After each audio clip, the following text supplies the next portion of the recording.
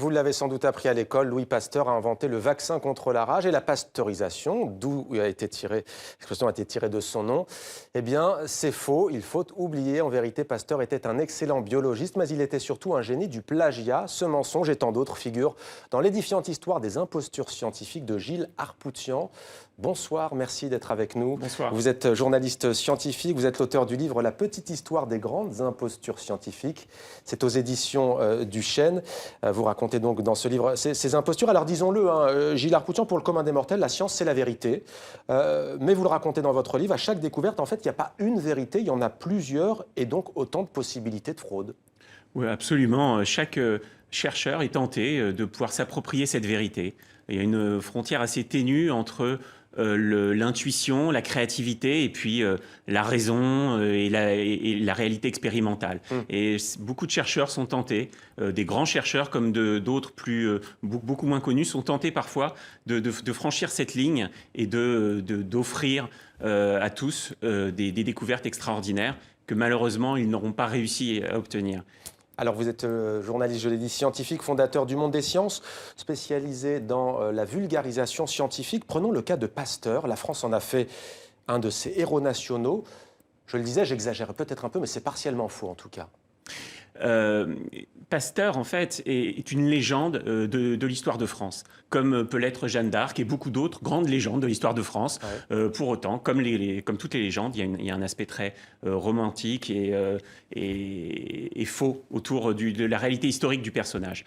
Et ce qui est amusant dans le cas de Pasteur, c'est que on a mis 100 ans, les historiens ont mis 100 ans en fait à comprendre la réalité du profil de Pasteur. Et grâce à Pasteur lui-même, en fait, Pasteur a laissé une sorte de testament qui sont ses notes de laboratoire. Il les a laissées à l'Académie des sciences et ces notes sont restées scellées pendant 120 ans. Et à la fin des années 80, les historiens découvrent, médusés, les notes de laboratoire où finalement éclate la vérité, c'est-à-dire que Pasteur, en fait, n'a pas vraiment inventé le vaccin contre la rage. Ouais. On le savait déjà, mais là, ça devient une réalité. C'est signé de la bonne Pasteur. Ouais. On découvre que le vaccin contre le charbon a été usurpé à un grand vétérinaire qui s'appelait Toussaint. On découvre un certain nombre de choses. Bien évidemment, le lait pasteurisé ne vient pas de Pasteur lui-même. Pour autant, Pasteur reste quand même un très grand biologiste et il fait avancer ses disciplines en agrégeant l'ensemble des découvertes de son temps. Et il leur donne une certaine audience, une dimension extraordinaire et grâce à lui, on avance. Alors la pasteurisation, ça devrait être quoi? Alors la vernietterisation? La vernietisation, exactement. Alfred de Verniette. Hein. Ou même l'apertisation, qui est un terme qui existe. L'inventeur des premières conserves avait lui-même trouvé que, effectivement, si on réchauffait des aliments, eh bien, on arrivait à les conserver plus longtemps. Arrive Alfred de Verniette, qui lui résout le problème spécifique du vin. Napoléon III, à l'époque de Pasteur, soumet aux scientifiques de son temps, de son époque, français, le problème industriel du vin français qui ne se conserve pas. Alors dans votre livre, vous distinguez plusieurs types d'impostures, celle-ci, mais pas seulement. Pasteur, vous l'avez dit, c'est un génie plutôt de la synthèse, d'une certaine manière du dépôt de brevet. Il s'accapare en partie la pensée des autres. D'autres, en revanche, sont de purs mystificateurs. Hein. Des mystificateurs presque fous, mais ce qui les rend sympathiques, parce qu'ils ne sont que dans la folie, ils sont sincères dans leur folie. Notamment l'affaire des avions renifleurs, qu'on a souvent présentée comme une affaire politico-financière, est en fait avant tout une gigantesque imposture ça se passe en France, technologique. Hein, ça se passe en France, à l'époque, en pleine crise pétrolière. La France est... comme beaucoup de pays occidentaux, on panique parce qu'en fait, le pétrole est contrôlé par les pays arabes et on cherche absolument de nouvelles ressources énergétiques ou à trouver du pétrole par soi-même. Et interviennent à ce moment-là deux grands escrocs qui vont proposer à l'État français et à Elf, qui était une compagnie publique filiale de l'État français, vont proposer une solution expéditive, survoler simplement le sol en avion et découvrir automatiquement tout gisement pétrolier immédiatement, sans aucune autre recherche. Alors, j'allais vous dire comment démasque-t-on ces impostures? Vous avez déjà parlé du testament de Pasteur, avec ses écrits retrouvés. Il y a aussi ce chercheur américain qui va mettre le nez dans les archives concernant Roatán, ça c'est au Honduras. C'est une histoire fantastique. l'État du Honduras, qui est en fait une dictature militaire depuis l'après-guerre, en fait, manque de revenus touristiques. C'est embêtant. Et on a l'exemple ils ont l'exemple en tête des pyramides de Gizeh en Égypte. Ouais. Et ils se disent, mais après tout, nous, on n'est pas très éloignés des grands lieux mayas. Pourquoi n'aurait-on pas des sites touristiques mayas? Alors, ils en ont un qui correspond pas vraiment à l'histoire du Honduras, mais qui est en pleine jungle et en haut d'une montagne. C'est pas très pratique pour le tourisme. Alors, ils vont le reprendre, ce site, c'est le site de Copan. Ils vont le reproduire sur une île à l'identique. Et puis, mais comme il faut quand même se construire une histoire, ils vont changer les manuels scolaires. Ouais. Il va se créer une histoire romancée, en fait. Complètement romancée, historique, et on va imposer cette histoire à tous les universitaires, tous les écoliers, tous les Honduriens devaient accepter l'idée qu'ils venaient non pas d'une civilisation qui s'appelle les Pêches, mais bien des Mayas. Et aujourd'hui, la plupart des Honduriens pensent avoir des origines mayas, alors qu'en fait, ce n'est absolument pas le cas. Ouais, c'est pas sans conséquence, donc en tous les cas, ces impostures et ces mystifications.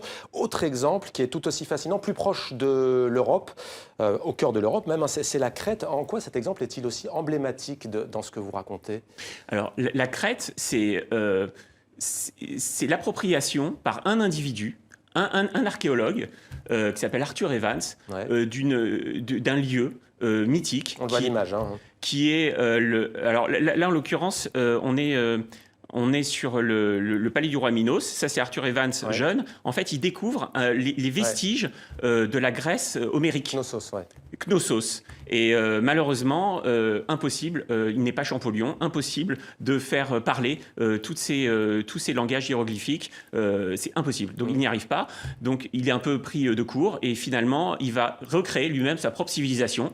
Parce que quitte à avoir trouvé un vestige aussi fantastique, donc c'est les vestiges du labyrinthe du Minotaure, du palais du roi Minos, de la princesse Ariane, c'est toute cette mythologie d'Homère dont il retrouve les vraies traces.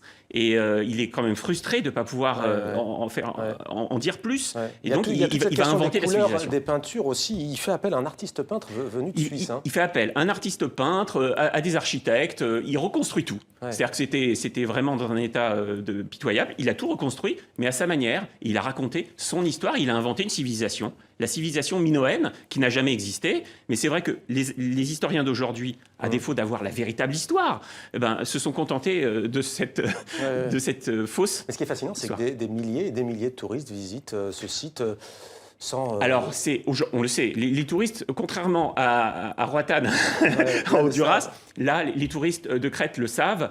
Et d'ailleurs, c'est vu comme étant... de la visite, peut-être. C'est devenu un chef-d'œuvre, en fait, du modernisme. C'est-à-dire ce courant qui consiste à se réapproprier des vestiges ou des idées et à les moderniser. Alors, c'est un livre à mettre entre toutes les mains, puisque vous faites à chaque fois, à la fin des chapitres, le point sur la vérité, entre guillemets, et l'état des recherches suivant tel ou tel domaine. Vous expliquez également dans ce livre, c'est ce qui est très intéressant aussi, que la science a besoin, au fond, de ces impostures. En quoi ? Mais la science, en fait, les imposteurs, c'est pas tant que la science a besoin d'impostures que les impostures prennent leur place dans l'histoire des sciences. Ouais. Et ils en font partie. Ils en font partie. Et souvent, c'est précurseur de véritables découvertes. Beaucoup Aldo Bonassoli, qui est un réparateur de télévision, qui a inventé ce faux système de radar qui permet de sonder les tréfonds géologiques pour trouver du pétrole. Ce système existe aujourd'hui. Il est développé, il existe. On annonce des choses qui vont véritablement exister. Un chimiste anglais invente un système de thérapie par onde cérébrale. Ce système, aujourd'hui, existe. Il avait raison. Ça n'en était pas moins un escroc. Ouais. Pour autant, créativement, il avait raison. Et vous pointez aussi du doigt à chaque fois le fait que ces impostures scientifiques jouent sur nos croyances. En fait, joue sur nos croyances. Sur la possibilité de réceptivité, au fond, au Honduras, il y a un contexte. Par exemple, il y a dictature, on va jouer peut-être sur la fibre aussi nationaliste. Absolument. En fait, en Crète, on va jouer sur une civilisation. Toutes les impostures s'insèrent dans une époque, effectivement, et se servent des besoins, des croyances populaires de son temps. Ouais. Donc, effectivement, en pleine crise du pétrole, on a besoin de trouver du pétrole. Ouais. Au Honduras, on a besoin de sites touristiques. C'est un peu du storytelling, pour employer un mot anglophone. Ouais. Verbeek qui invente le réjuvénateur qui permet de rajeunir par ondes électro-cérébrales, finalement se fonde sur, après la Première Guerre mondiale, la volonté de toute une bourgeoisie de mieux se soigner et de retrouver une certaine jeunesse, après des années qui ont été difficiles. On joue sur les aspirations, on joue sur le contexte économique et social. Systématiquement. Ça part du XVIIIe siècle, hein, dans votre livre. À quand remonte la première, selon vous, imposture scientifique? C'est aussi vieux que l'histoire des sciences. C'est-à-dire que la première imposture médicale remonte à la médecine, et la première imposture scientifique remonte au premier savant qui fait la première découverte. Vous isolez Ptolémée lui-même 1770 quand même. Alors, non, dans celles qui sont, je m'arrête en fait à une période pour les impostures technologiques. Je débute en fait à la cour de l'impératrice d'Autriche, où en fait son ingénieur en chef invente le premier ordinateur capable de gagner aux échecs. Et cet ordinateur va faire le tour du monde.